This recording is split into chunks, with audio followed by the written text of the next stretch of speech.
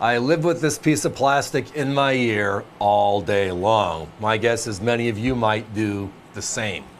And they're important calls, flow, product, etc. But the ones I love are, I got this deal, you gotta have it.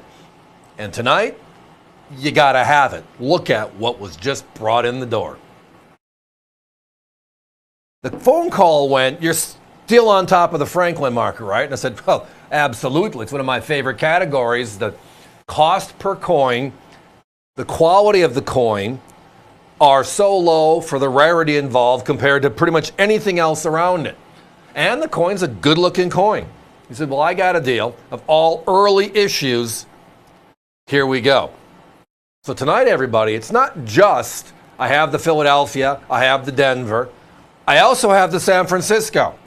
So the Franklin $half series started back in 1948, and it went to 1963. But the very first year, only Philadelphia and Denver struck the coin. San Francisco didn't start up until 1949. So tonight we have first year Franklins. The first P, the first D, and tonight we have that first S available. Now, as you can tell by looking at them, they're all gorgeous, gorgeous uncirculated specimens, as my buddy told us. It's just the stuff you write home about. All of these 90% silvers, important. Again, 90% silver stopped in 1964, and then completely stopped on the $half side in 1971. The second important part is look at the prices, everyone. When's the last time you've seen us here at AVC with a 48P or 48D for under $30 for an uncirculated coin? And then that S, under 100? Yeah. But not 99. We're at 89 tonight. Now, the mint mark on the Franklin is above the bell, below the E and the S, as you see right there. There's a D mint mark. It kind of looks like the hook you would hang the bell on, but it's the actual mint mark. And then the S is like an S hook. Same thing. It looks like it's part of the bell. It's not. It's actually the mint mark location. Philadelphia, no mint mark, a bell without a hook. Numbers are significant. The Franklin, again, was a short series due to the 64 Kennedy coming in quickly. And if it wasn't for the unfortunate events of late 1963, the assassination of President Kennedy, then the introduction of the new $half dedicated to him, we'd probably still see the Franklin today. I mean, at this time in history, he was the first real person, non-president, on a circulating coin. We had Lincoln in 09, right? We had Jefferson in 38. We had Roosevelt in 46. We had Washington in 32. So in the $half, we went to Franklin in 48. We didn't grab another president, yet we had plenty of them by that time in history. But again, the very influential founding father, scientist, etc. They made 16 years, so Philadelphia struck all 16.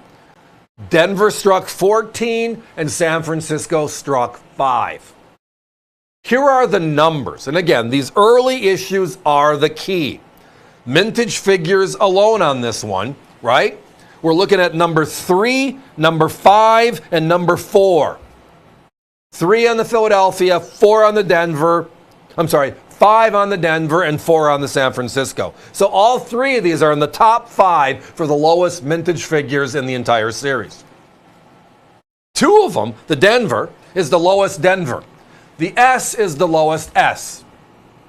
Now, the only 2 coins that have a lower mintage figure in the Franklin series, number 1 is the 1955 Philadelphia, and number 2 is the 1953 Philadelphia.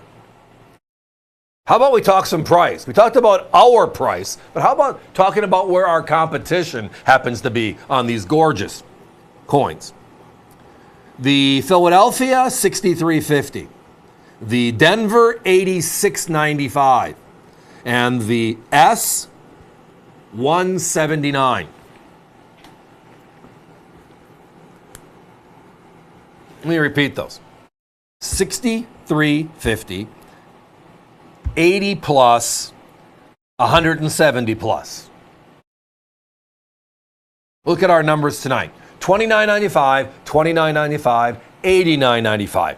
A couple of questions. Thanks, Hunter. I'll take a second here and answer them. First of all, if you visit us at avccoins.com, we have a tab that says Franklin half dollars.